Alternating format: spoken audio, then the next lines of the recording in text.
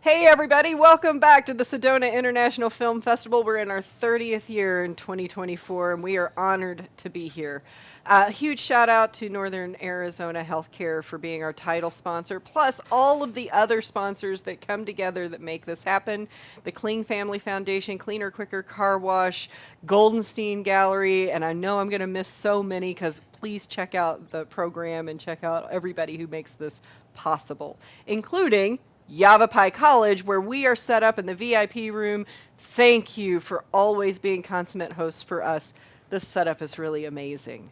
Now, I've got a special film here for you. You're going to like this one, as all I've been saying about everything I've seen this year. This really shows how powerful our content and our festival is. Everything I've seen has been really wonderful. Welcome to our 30th year here in Sedona. Thank This you. was a big year for us, and for you to have a film here. Wow, good for you. Yeah. What's your name and the name of the film? Sure. My name's Elon Golod, and the film is Nathanism. Yes. Yeah, I'm very excited to share it with this community. We have a trailer, so Sure. let's just show the trailer, and then I have a lot of questions, By or all at least a means. conversation for Yeah. you.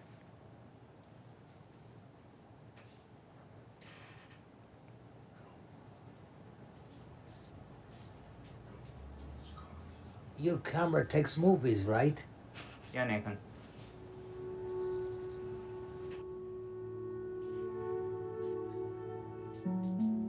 You know, Ilan, I feel it's a great honor that you take a movie of me. I'm not really a big, great artist.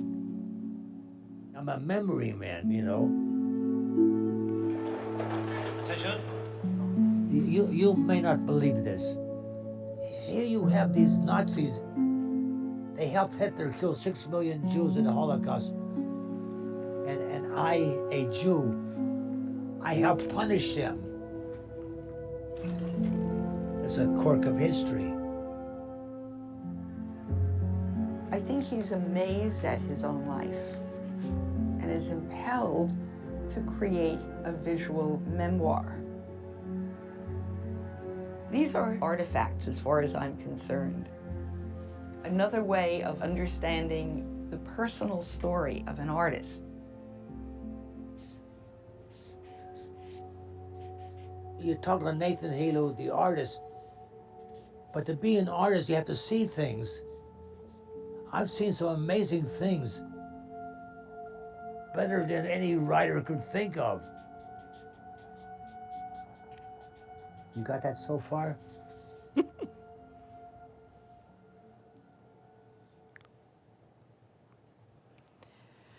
And we're back. First of all, I want to clarify that this is not as depressing as I think we would expect it to be. It's very uplifting and it's funny and it's light. How special did you feel when these voicemails would come through? Because it made my heart sing that he called you and would say these things. I mean, it was definitely a special relationship that formed over the several years that I filmed Nathan. Yeah, it was an interesting director-subject dynamic, very different from other films I've worked on, and yeah, it was quite the experience. I mean, he treated you almost like you were his kid. I was like a surrogate grandson. You certainly were. And the way he opened up to you. And I love the ride that you took us on. When you got, I don't want to talk about what the reality is because I want people to have a chance to see it. Mm-hmm. But when you got to the conclusion, were you surprised or disappointed? What was your moment of the conclusion? I mean, it definitely wasn't what I expected when I first set out on this journey. Mm-hmm. I think I was, in a sense, happy with what we ended up finding, because I think it was a richer story than other outcomes could have been. Yes. Yeah, it was... I mean, there was a point in the film that I literally clapped. I was at home by myself, and I went, "Oh, yes!" You know, I mean, for you to be able, as somebody who watches a lot of film, for you to be able to take us in a documentary like this, and then show us a huge win, and then another kind of win, and then something totally different. Who's your editor? Was that your idea? Did you edit this? Yes, I plead guilty. You deserve it because you didn't fall in love with your content where you let it Yes. go on so long that we lost interest. hmm I mean, I had a good team around me that, helped me kill certain darlings along the way and uh, helped me maintain some level of objectivity about the footage. Nathan kind of forced me also to be a character in the film, which also is a bit of a head trip. but it was important. Yeah, Your part in this film is, for me, was almost the most important. right. I tried to, craft the narrative as to bring the audience like along with my experience of Nathan's story and sort of how I absorbed his story. And do you still have all the voicemails? I do. I'm so glad. Yeah. I'm so glad. All the voicemails and a lot of his artwork. A lot of his artwork. So I know we've seen a piece of this. Please talk a little bit about where Nathanism comes from, why you named it Nathanism. It's very apparent, and also how that you came upon this story because it's very interesting. Sure. In 2015, I came across an article about a small exhibition that Nathan had, and I was immediately struck by the circumstances of his story and also his artwork, which, as you said, deals with very heavy subject matter, but in a sort of light and childlike Yes. manner, which is not what you expect from Holocaust film or anything like that. Yes. And it just felt like a fresh new way of sharing a Holocaust-related story. I didn't want to make the typical black and white archival Holocaust film. It really made me feel. Did you see Jojo Rabbit? Mm-hmm. It gave me that same sort of like, oh, this is a really fresh viewpoint of how we can look at something in a different perspective. Yeah. As you were showing the art and how was he in a constant state? Like, was that really Pretty his much. truth he was never not creating art? I don't think I ever, whenever I spent time with him, whenever he'd tell a story, immediately grab a piece of paper, Sharpie, draw it while he's telling it. That was his coping mechanism with dealing with these stories. These horrid stories. Yeah. And the key is he was at Nuremberg. He was at the Nuremberg trials, and he was a guard for the Nazi prisoners. One of the few Jewish American soldiers Yes. guarding the Nazis and learning about the Holocaust as the rest of the world was learning about it for the first time, which is Remarkable. I can't imagine what that does to a person.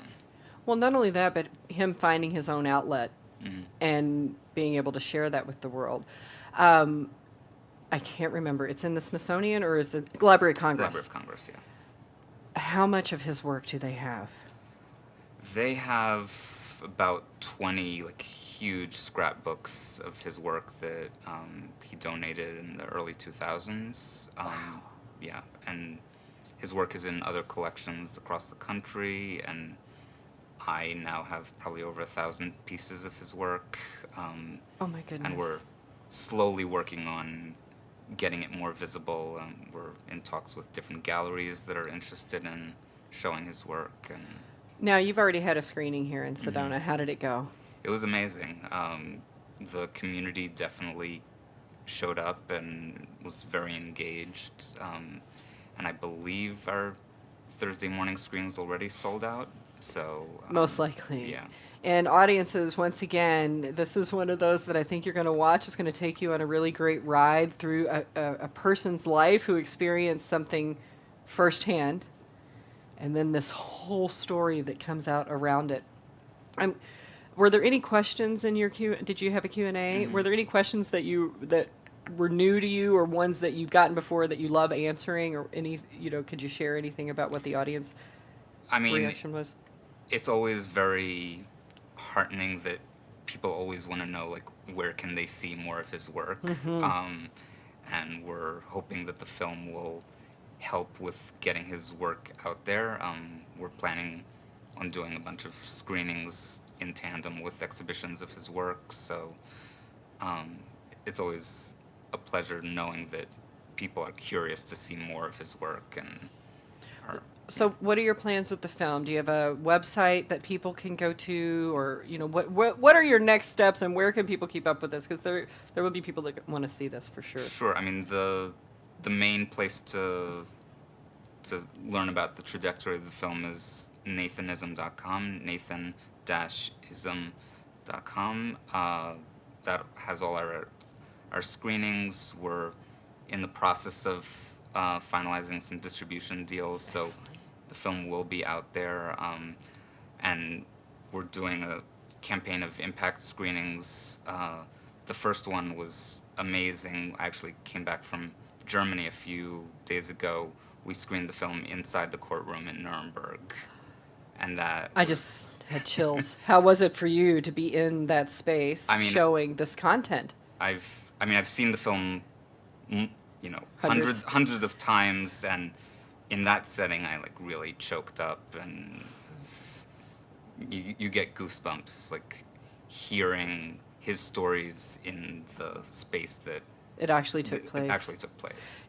Did you walk around and like see where he was? And then he tells that amazing story that of how that person died. Mm-hmm. And I was riveted. Mm-hmm. When you were in that space, could you see that reality? I mean, I could see how that, how he could have seen that. What happened? What happened, and it's crazy just being in that space after hearing him tell those stories over and over again. Yes. Well, I can't say enough really good kudos to you about this. This is a Thank you. really, really good story. I just love people who can come and tell a story with... It takes you on a ride. Like, this is not a normal documentary. You're riveted from the get-go because it's hard to understand what's going on, and then all of a sudden it unfolds. It was very well done. Thank you so much. I can't very wait to much. see you after the next screening. So stay tuned. We will be back. You'll love Nathanism. Please get in the rush line. You're going to want to see this one too. And our hashtag this year is SIF30. In our 30th year. This place is pretty awesome. And we will see you very shortly with another filmmaker.